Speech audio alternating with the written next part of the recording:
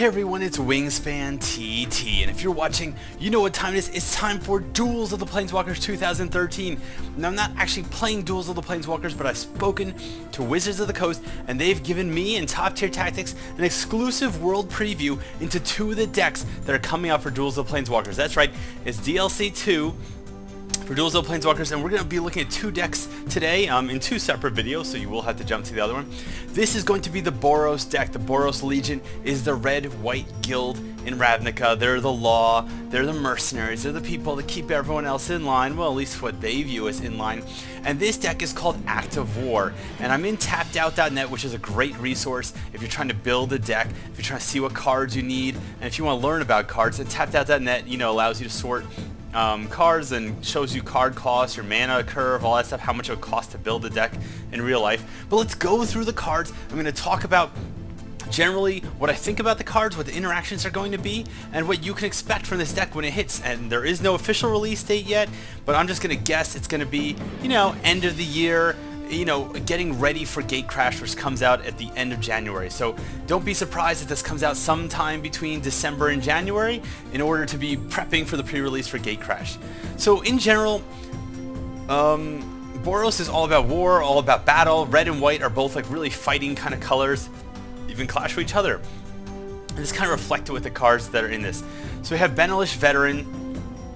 He's a 3-mana, 2/2 human soldier. Whenever he attacks, gets +1/+1 till end of turn. I'm sorry, you can't really see here.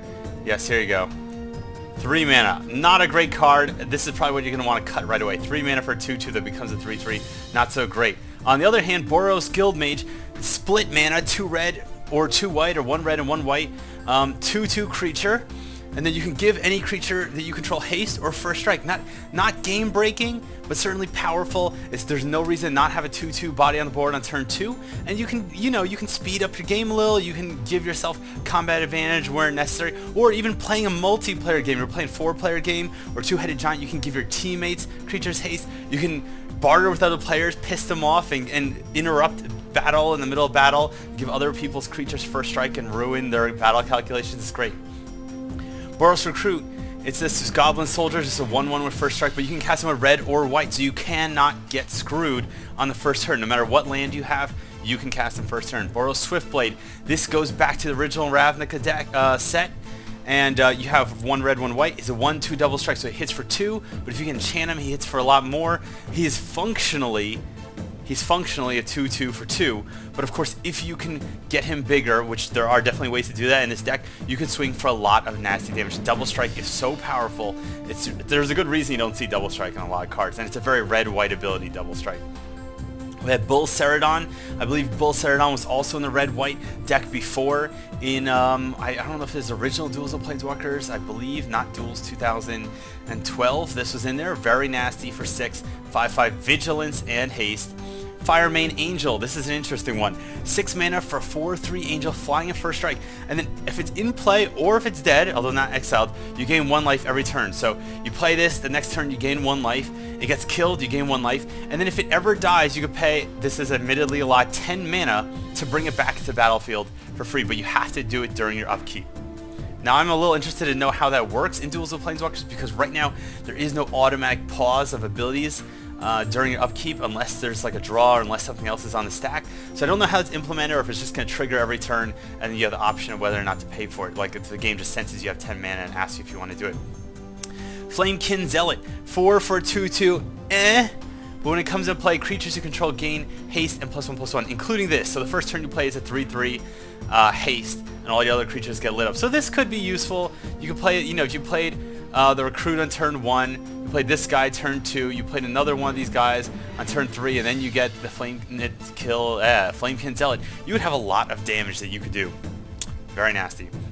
Hammerfist Giant, 6 for 5/4. You can tap and deal 4 damage to each creature without flying each player. To me, this seems out of place in the deck, although there are some flyers. This seems more like a control kind of card. This is something you would put in more of a control deck or a very flying heavy deck. And while there are some flyers, there's some angels, there's a couple other ones, but there's not enough flyers. I really feel that this is a good inclusion, since most of your other creatures are on the ground and they are going to get hurt by this big time. So whatever.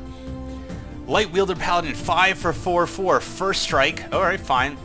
Whenever it deals combat damage to a player, you may exile target black or red permanent that player controls, including enchantments, technically including artifacts and planeswalkers and stuff, but that's not really an issue. So light wielder, paladin, I don't know, I could go either way on this. This really depends on, if you see a lot of black and red, people are playing Grinning Malice and stuff, this would be pretty cool, just to fuck them up, to force them to block, and they're going to block in a bad position because it's a 4/4 first strike. Mentor of the Meek, you probably know this one, 3 for a 2/2, whenever a creature with power 2 or less enters the battlefield, under your control, you may pay 1, and if you do, draw a card. So there's a couple ways you can see building this deck. You can definitely use a lot of like low casting cost creatures like this stuff. Drop in Mentor of the Meek, and there are, you know, there's another Mentor of the Meek into the unlocks. We'll get to unlocks in a little bit. I put them in sideboard just so we can talk about that. But this is a card generating machine, card advantage generating machine. Really cool. Definitely, I think should be included in most builds unless you're going for more of a control build. You could go for control with a lot more removal, with stuff like this giant, and then a couple of air finishers. That's definitely viable. Here we have a great air creature, one red, 1 white, 2/2 flying haste. There's nothing else to say. It's absolutely great to drop on turn 3. Sunhome Enforcer 4 for a 2/4. It's got lifelink and it's got a really shitty pump spell. I wouldn't play this card. Would not play it. You got better things to do on turn 4. Veteran Armor, 2 for 2/2, and then other creatures you control get +0/+1. This is interesting because it's easy to cast. It only requires 1 white mana. You get a couple of these in play. Now all of your creatures are a little bit more hardy. What's cool is you could get a couple of these in play and then use the giant, and then they could survive the 4 damage. So there is that possibility, but you know, it's just an efficient creature. Let's look at some of the other spells. All right, we got Lightning Helix. This is a perennial favorite. All right, 1 red, 1 white. And deal 3 damage to target creature or player, you gain 3 life. There's nothing else to say about it. It's just so efficient. You can just burn down creatures. You can finish off opponents. You gain life. Someone's like, oh, I'm going to kill you. Here's the exact damage I need to kill you. Nope.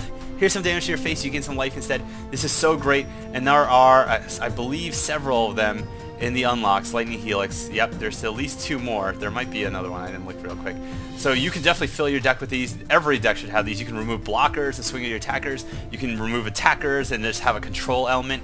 Absolutely cool. And it's great as control because if you want to build a control deck where you're just kind of stalling until you get like late game finishers like that Angel, you know, you can kill off an attacker and undo the damage that the attacker did to you last turn. So really cool. Rally the Righteous. I love this. 1 red, 1 white. Radiance, which means whatever you target with this, it also targets every other creature that has similar colors. Okay. Untap target creature, and it gets +2/+0. So that's great. You cast this on 1 creature. It's a cool combat trick. But let's say you attack. They declare blockers. They didn't block your creatures, right? Then after they declare that they're not blocking, you cast this, all of a sudden all your creatures untap so they can block next turn, and they get +2/+0. Or maybe you tap out because you don't need lethal damage or something. They attack you, right? And then you're like, no man, I'm going to rally all the righteous people, which is everyone on my whole side. You target one of your guys who's both red and white, so it untaps everyone, and then you have awesome blockers. And if they have first strike, that +2/+0 is going to hurt all the much more. Just going to do it. I love this card, 2 arms, even though I don't actually like what it does, just because it's one of the few Magic cards that actually has punctuation in the name. So it's not just, this card is not technically 2 arms, it's 2 arms! Alright, so you got that going for you. Again, this is a cool combat trick. Untap all creatures you control, draw a card. Some of your creatures have vigilance, so it's not really going to affect them, but it does replace itself with instant draw a card. Not bad at all. You draw this late game, you need something else, just cast it right away and then see what you got top of the deck. Breath of Fury, 4. This is a really complicated card. It's an enchantment that you put on one of your creatures. Whenever your creature deals combat damage to a player, so if you attack with a creature and it's not blocked, you have to sacrifice that creature.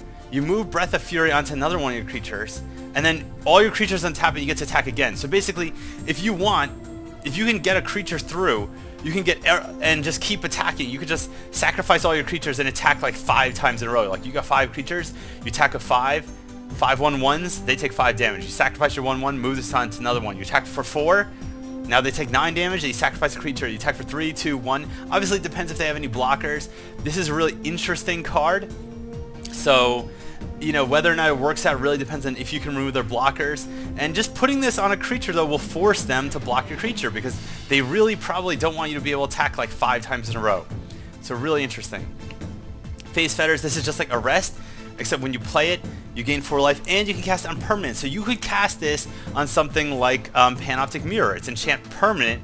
So yeah, oh no wait, Panoptic Mirror is during upkeep. Never mind. Okay, well, you could cast it on Panoptic Mirror after they play it, but before they imprint something, and prevent them from imprinting. But anyway, it could shut down. It could technically shut down enchantments if they have activated abilities too, which is very rare, but it is possible. But you could just cast it on enchantment just to gain life.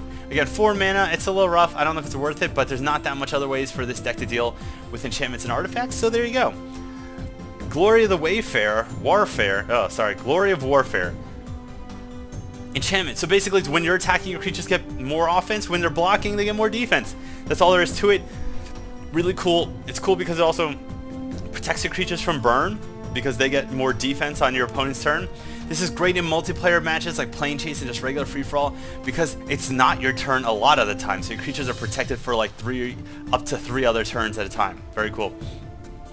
We have Terramorphic Expanse to fix your mana colors to get you more land. And no, I didn't skip Bright Flame, but Bright Flame is so cool it deserved a little bit more detail. Bright Flame, X, 2 red and 2 white. So that means it's 4 and then X. So if you pay 9, X is 5. If you pay 5, X is 1. Alright? And it's Radiance.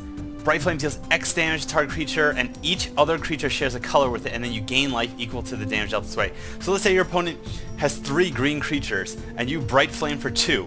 So basically, if you target 1 green creature, okay, all their other green creatures take 2 damage. So you do 6 damage and you gain 6 life. So that would mean that you pay 6 mana, you deal 2 damage to each of the creatures, and you gain 6 life. But if it's a multiplayer game, you play this, it's going to be disastrous. You play it on some multicolored creature. Keep in mind that this could all backfire. If they're playing red or white creatures, it's going to damage your creatures too, but you're still going to gain the life. And Bright Flame is very notorious for being really powerful in EDH/Commander, but it's still powerful here just to have this X damage spell, to have a late game ability. And keep in mind that this is also powerful because you can get around creatures that have Shroud or Hexproof. So let's say they have a blue creature that has Hexproof. You know what I'm talking about. So they have another blue creature that doesn't have Hexproof. So you can target Bright Flame on their blue creature that does not have Hexproof, and then Bright Flame will spread the damage to creatures that do have Hexproof. So very powerful in that regard. It's a little expensive, but the expense is worth it. Now let's look at the unlocks. Now there are no promo cards, or if there are promo cards, there probably are. Wizard of the Coast didn't share them with me, but I want to look at the unlocks, and we have every unlock here in the order I believe that you unlock them. First we have Lightning Serpent. You might remember this from Cloudburst from Duels 2012. It's X and 1 red. It's a 2/1 trample creature to haste, and then you can pay X as much as you want to make it huge. I don't think it really fits into this deck. I wouldn't play it. But if you're looking for a finisher, it's definitely very good at that. It will do a lot of damage. But to me, something like Bright Flame or Lightning Helixes are just better for direct damage. Storm Herd. Wow, this card's funny. 10 mana. 10 mana. How many games do you actually get 10 mana out?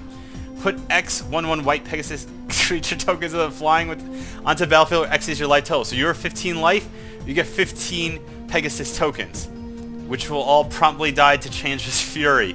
Again, 10 mana. This doesn't instantly win you the game. It's very possible you could get to 10 mana and only have like 5 life left, and then you're going to pay 10 mana for 5 1/1 tokens.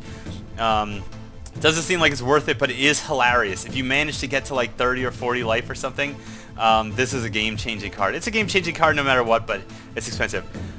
This guy's name, Agras Kos, Wojek Veteran. He's 5 for 3/3 creature, legendary creature. You know what? I just didn't feel like this guy's that great. When he attacks red creatures you control, get +2/+0. White creatures get +0/+2. I guess it includes himself, so when he attacks, he becomes a 5/5.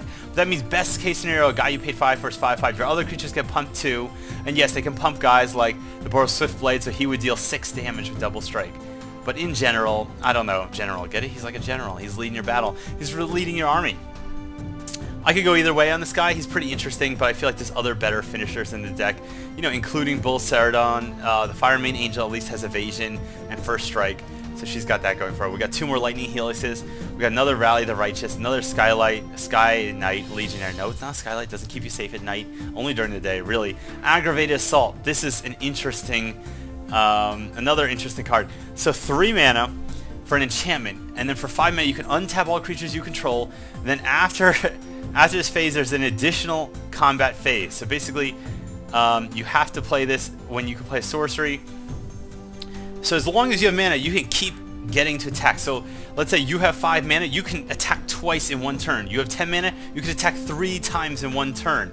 It's absolutely insane. I don't necessarily think this is the best card, but it certainly will turn the tide of battle. If you get a situation where you have even the smallest lead on your opponent, activating this is just going to demolish them. So it's at least very fun. This is one of those fun cards, like the same thing like Panoptic Mirror, people complain about, but it's not easy to necessarily get a win with that. Like, you need to make it to like turn 6 or so. You need the mana, you need the cards. The same thing with this. This is not easy to win with, but when you get this to go off and just absolutely trample over your opponent, it's going to feel really good.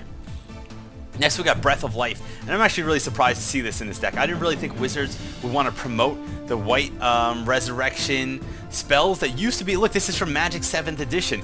This used to be something that was more common to white Magic, and now you only really see cards that bring dead creatures to life in black. But it used to be mostly in black with a little in white. And Breath of Life, with no downside whatsoever, brings target creature card from your graveyard to play. Now it has to be your graveyard, but hey, this is absolutely great. Absolutely great.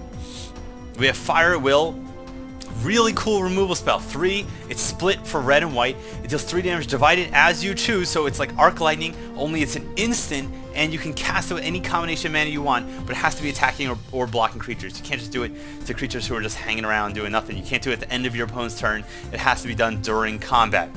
That said, very cool, absolutely very cool. Just don't make the mistake of declaring attackers and then immediately trying to cast Fire at Will, because there won't be any legal targets except your own creatures. You have to wait for your opponent to declare blockers first.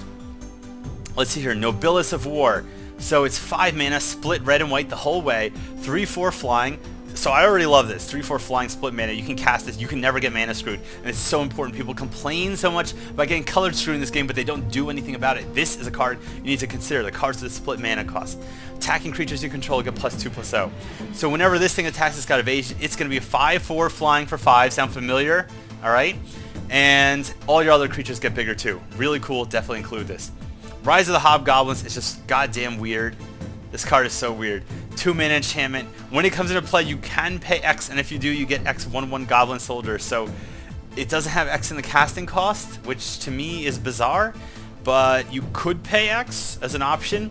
Then if you want, you can give your creatures first strike until end of turn. To me, that seems kind of dumb. I don't really see what the point of this is. I feel like Boros Guildmage is a lot better of a card. This does have the advantage of not being able to be removed, and if you get this late game, it's great. If you get early game though, like are you going to really play this on turn 3 for just 3 mana and get a 1/1 guy, and then every now and then you could pay mana to give it first strike, or the rest of your creatures first strike? So I'm not really a big fan, but again, it could be fun. It could be fun. Scourge and the Nobilis. So first we saw Nobilis of War, and look, if you look in her hand, she has a Scourge. So now let's see what this weapon is that she's wielding. 2 and 1 red or 1 white, so split red-white. 3 for enchantment aura. So as long as the creature's red, it gets +1/+1 in fire breathing. As long as it's white, it gets +1/+1 as lifelink. So if you play some red and white creature, it gets +2/+2 lifelink, and you can pump it with red or white mana. Absolutely insane. You know, I think Wizards has done a really good job in the last couple of blocks making auras better. You know, in my day, with the exception of Rancor and a couple other very scant few auras were really bad. I mean, they weren't even called auras at the time, but you know what I mean. Nowadays, I feel like Wizards is making auras that are worth playing, and this is one of them. This is really cool, definitely included. This is going to give you huge advantage. You drop this on that double strike guy, and it's game over. It is absolutely game over if they can't deal with him. Spite Mare. So you see Nightmare, now it says evil, equally evil, red and white cousin, 4 for 3/3, and whenever he's dealt damage, he deals that much damage to target creature or player. So if he blocks a 1/1, he gets to deal 1 damage to whatever you want. He blocks a 10/10 creature, assuming he's not trampled, he gets to deal 10 damage to whatever you want. I think it's a, I could go either way on it. It really depends on the matchup. You're playing against a matchup like Crosswinds, this card is going to be useless. You're playing against a matchup like, you know, any of the green decks, any of the white decks, this could be really powerful. You block a Johnny's Pride Mate with this, it's a 6/6, there's going to be some pain. Absolute pain. We got 2 more Bull Ceradons here, another Glory of Warfare. Here's a really, really cool card, Intimidation Bolt, and this is just dripping in flavor. I just feel like there's not enough cards that have flavor in Magic the Gathering. Intimidation Bolt, 1/1 red, 1 white, instant, deal 3 damage to target creature, and then other creatures can't attack this turn. So your opponent is about to attack you for lethal damage, even if you don't kill the creature. So when the timer is ticking down, before they attack, you pause the game, you Intimidation Bolt, maybe kill one of the creatures, maybe not, maybe just deal 3 damage to it, maybe you finish it off with Lightning Helix. Now they can't attack this turn. That's absolutely brutal. It's absolutely hilarious. And keep in mind, it's this. It doesn't say other creatures that player controls can't attack this turn. It says other creatures can't attack this turn. So you use this in Two-Headed Giant. Your opponent and your opponent's ally can't attack this turn when you use it. It's absolutely powerful. Something you got to consider. Next up, we got Sunblast Angel, and this is one of my favorite angels of all time. One of the greatest angels of all time. 2 white for 4/5 flying. When it comes into play, destroy all tapped creatures, and your opponent just thinks they're so smart, tapping out, attacking you with all the creatures, and then you're like next turn like, I'm sorry, I just destroyed all of them because she came in like, let the sun shine, let the sunshine come in and burn your army now. Alright, I just mangled that. Anyway, you get the idea. Sunblast Angel, so nasty. You gotta include this. Plus 4/5 flying. Nasty. Absolutely nasty. Solid Strobe, I've never been a fan of this. It's just 1 red, gives a creature double strike. This could be good on something like Sunblast Angel. You're essentially paying 1 red to gain an extra 4 damage.